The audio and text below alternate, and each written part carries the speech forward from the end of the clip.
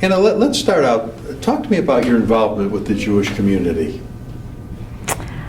The Jewish community is really very central to my life. I was raised in a very committed Jewish community family. Right. And I started with the Jewish community when I was a little child. I went to a Zionist Hebrew school when I was 5 years old, Mr. Levine's Hebrew School in South Dallas. And then my father and mother kept a kosher home and celebrated all of the holidays, and we lived in a very small Jewish community in South Dallas. Everybody knew each other. My father was a traveling salesman, and the reason he was a traveling salesman is because he could monitor his own time and he could observe Shabbat. And he kept kosher on the road.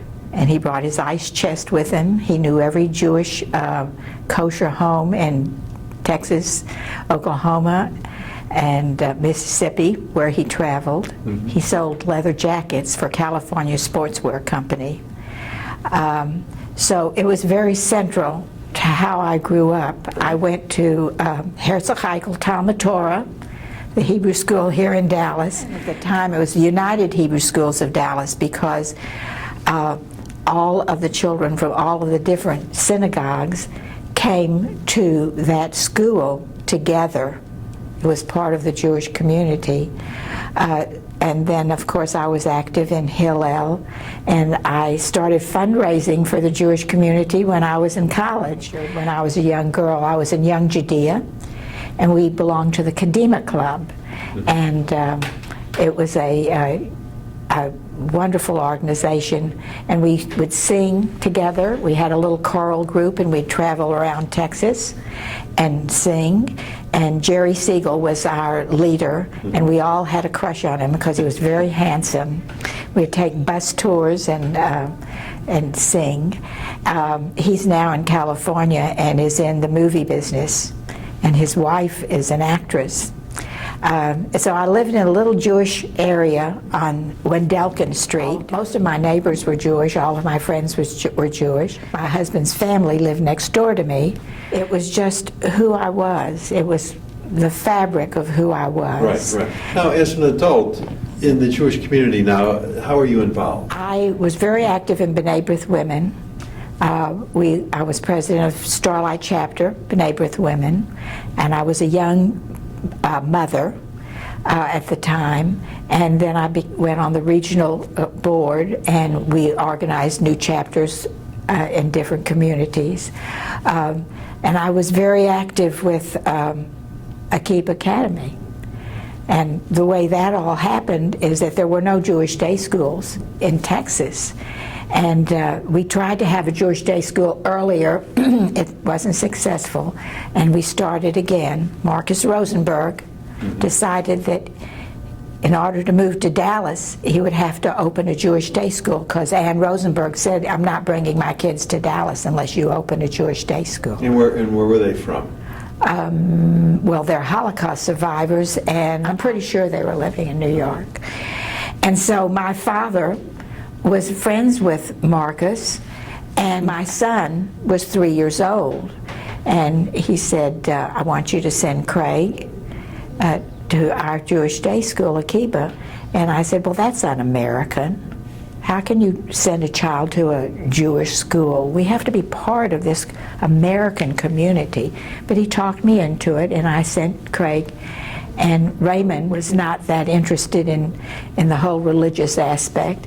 And he says, well, we'll try it for a year, and if it's okay, we will continue.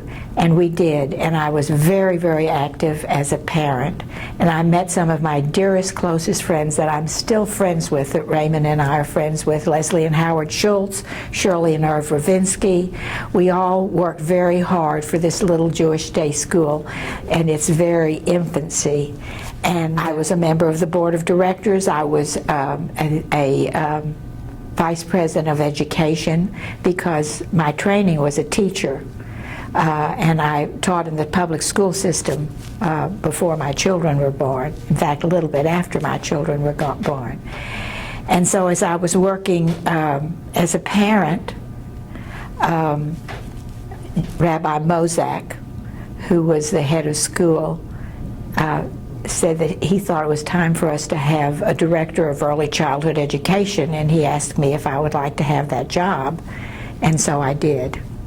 And so that was the beginning of my career with Akiba Academy. But for 20 years before I went to work for Akiba Academy, that was when I was very active in the Jewish community as a volunteer. And besides B'nai B'rith Women, I was very interested in Jewish Family Service, and we did a lot of volunteer work there. We used to do a program called Plays for Living. My major in college was speech and drama, along with education. So we would, at the time, women had very active organizations, and they were always looking for programs, and so we would go to them, to the different organizations, and put on our Plays for Living. And the purpose of the Plays for Living was to show people issues that people had to live with. And then after the little playlet, then one of the social workers would have a discussion with the people there on options of what you can do. What can you do when your parents get older? What can you do if your children are difficult? And that was very interesting. So in my very interesting work with Jewish Family Service, I was asked to be on the board and eventually became president of Jewish Family Service. And I was the second woman president of Jewish Family Service. About 20 years before, Fanny Shanin, who was an outstanding woman here in this community, was the first woman president, and then for 20 years they didn't have any women, and then so I was the next Jewish woman president of Family Service.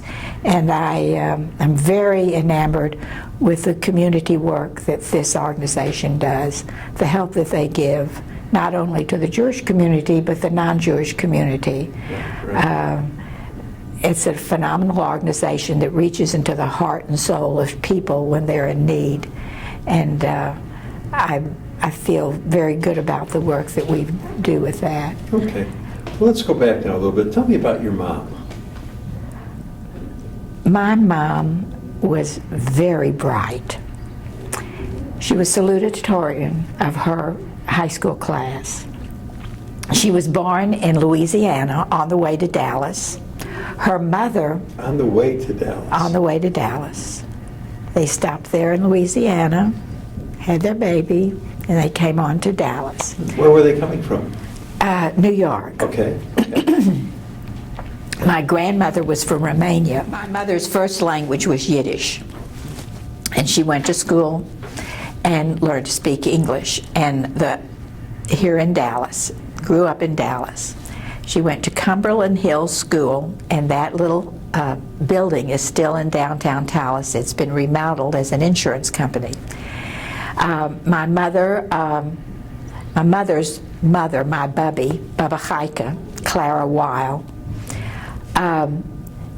had a house on the corner on St. Louis Street, right near downtown Dallas, and attached to her house was a little grocery store. And all of the Jewish people in that area and non-Jewish people would come to her grocery store. And I remember it very well because I was a little girl living there with her. My mother, my father, and I lived with my bubby. And she would serve the people in the community, and if they couldn't pay, she said, "Don't worry about it, I'll write it down." But she never charged them if they really couldn't pay. She was very generous, and my mother helped her run the store. And my mother never worked at a job outside of her home, but if she'd been born in a different time and had the opportunity, I know she would have been an outstanding businesswoman. She handled all of the business of our family, and she inspired us to reach for higher education and do well. She was a very wise woman. I remember we'd sit and talk, and I'd have some problem, after we'd talk, I'd say, "Gee, Mom, that's great. You really helped me." And she said, "You know what? You helped yourself. I just listened." She was an exceptional woman, an exceptional woman.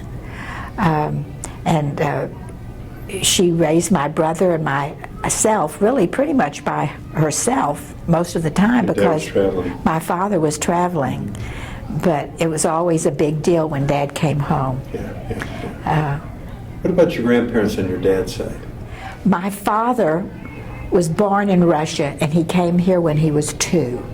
His mother and father lived in Russia, and my grandfather was a baker. And they lived through a number of pogroms, and they would hide in the cellar in the empty flour tubs, barrels, when the pogroms came through, and they decided they really had to get out of there. My father's father, Nissen Goldman, came to Dallas. He came to the United States. He didn't come to Dallas. He came to St. Louis because he had cousins in St. Louis who sponsored him. And he got a job as a baker. You didn't have to speak English to be able to be a baker. And he saved his money. And when my father was 2, my grandfather had saved enough money to bring his wife and my father and his sister to St. Louis, where they grew up. My grandmother was an orphan, Rachel Goldman. She had been married before. She was married to a very handsome man that she was very much in love with, and they couldn't have children. And at that time, it was considered a Jewish family, if you couldn't have children, you really needed to get a divorce and marry someone else so that you could have children. And so they divorced. And then she married my grandfather, Nissen Goldman. And of course, she had 2 children, Harry Goldman and Bernice Goldman, my aunt. Did she ever keep in contact with her first husband? I have no knowledge of that. I knew that he was very handsome and she loved him a great deal. So, very interesting. And she was an orphan, as I said, and she had very little education. And her name was Rachel, and she spoke Yiddish only. She never learned to speak English, so we had to speak Yiddish to her. And she could only read the Siddur. She could read the Hebrew, but she was actually illiterate because she had no opportunity to learn. Wow. Whereas my mother's mother came from a more aristocratic family. When they came to the United States, they brought beautiful furniture and linens and all kinds of beautiful things. And my grandmother on my mother's side spoke many languages and was very well educated. Mm-hmm. So it was kind of an interesting thing there. Now tell me about your high school life. Where'd you go to high school? I went to high school here in Dallas at Forest Avenue High School. Raymond Lambert was there. He was a little bit ahead of me. And I was very active in high school. We had all of the Jewish kids were at Forest Avenue High School. Now, were you dating Raymond at all in high school? Well, when I was a senior.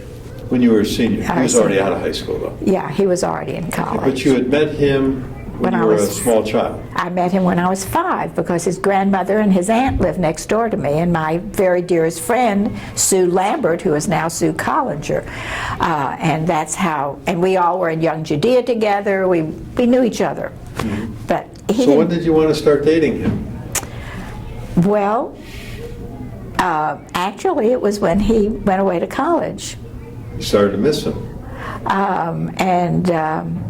That's when we started dating. He was really very bright, very creative. He was an architect, and very tall, and very handsome. And he would invite me down to A&M.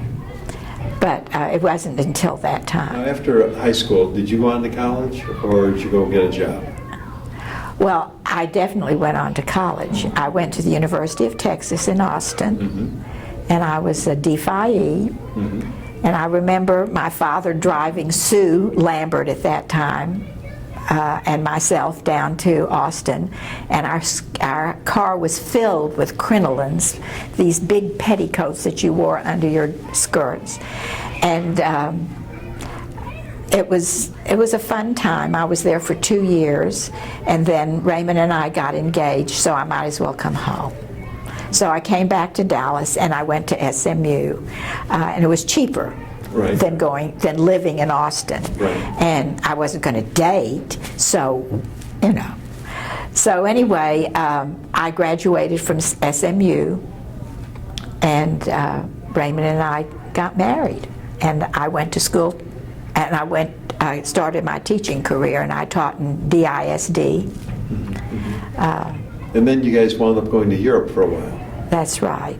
Then after we were married, Raymond, we lived here in Dallas for a year, 2 years actually, and I became pregnant with our son, and Raymond was actually going to be sent, he was to Korea, and because I was pregnant, they allowed him to stay until the baby was born, and then it ended up they sent us to Europe. And how was your experience in Europe? Did you enjoy it? Yes, we did. Very much so.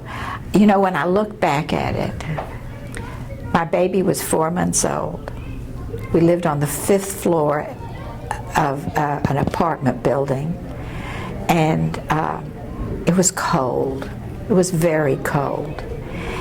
And I used to wash diapers in the tub, in the bathtub, and there was a wringer on the bathtub. And I would carry the diapers down in the wintertime to the basement to hang, and when you brought them back, they were stiff. What was it? But our little apartment was very cozy, and we had nice friends. And the thing is that when I think about it now, and I think about the Holocaust and what really happened in Europe and in Germany, I think I was very, very naive and didn't really have a full appreciation of the horror that took place in the place I was living.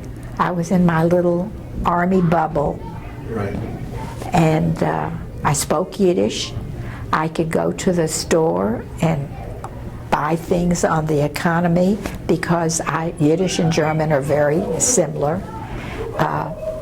The people who owned our apartment house were very kind and good to us. And so now when I think back, I think, how on earth could you take your baby and live in Germany? And the German people accepted you, and there was no problem? Didn't interact with the German people. I was interacting with our American Army people. Okay. They were our friends. When did you sort of realize, you know, like what you're talking about now? Is it years later or shortly? I think it was years later. Yeah, interesting, interesting. Wow. What was the happiest time in your life? Oh, golly. I think we've lived a very blessed life. I've had so many wonderful years. Yeah. I can't really say the happiest time. I've had a very wonderful life, and I can't tell you the happiest time. I really can't. I loved it when my babies were born. I loved being active in the Jewish community. I loved interacting with people. My time at Akiba, working with parents and children and making a difference in their lives, as I was the early childhood director for so many years and their admissions director. I loved our home, having Friday night dinners in our home. I loved the fact that Raymond and I were able to have my mother and father live with us in the beautiful house that Raymond designed, that he designed just so he could please me. It was big enough and designed in a way that we could have seders in our home. We could have 36 people for seder right there. My parents, when they lived with us, Actually, it wasn't my parents, it was my father. My mother lived with us before we moved into the house Raymond designed. But my father lived with us after my mother passed away. Right. And it was like a little apartment that he had designed as part of our house. And then later on, his mother lived there with us. And it gave us great satisfaction to open our home to our parents. And our home is always open to people. I love having people over. Friday night is a time when we celebrate everything, and we have guests and family, and they all come to me. Now, your first child was born before you went to Europe. Your second child was born after you got back? My daughter was born when I was 27 years old, Debbie Lambert Smith, and both of the children went to Akiba Academy, and Debbie was a beautiful little girl, and she was always very bright, very, very kind and sweet. And then after she grew up and went to college and married, she blessed us with these two fabulous grandchildren. And they also went to Akiba, and now they're at Yavna High School. So how can I tell you what's the happiest time in my life? My son, very creative also, and he was extremely bright. He was a people-oriented person. Everybody remembers Craig. And he was president of his fraternity at Texas.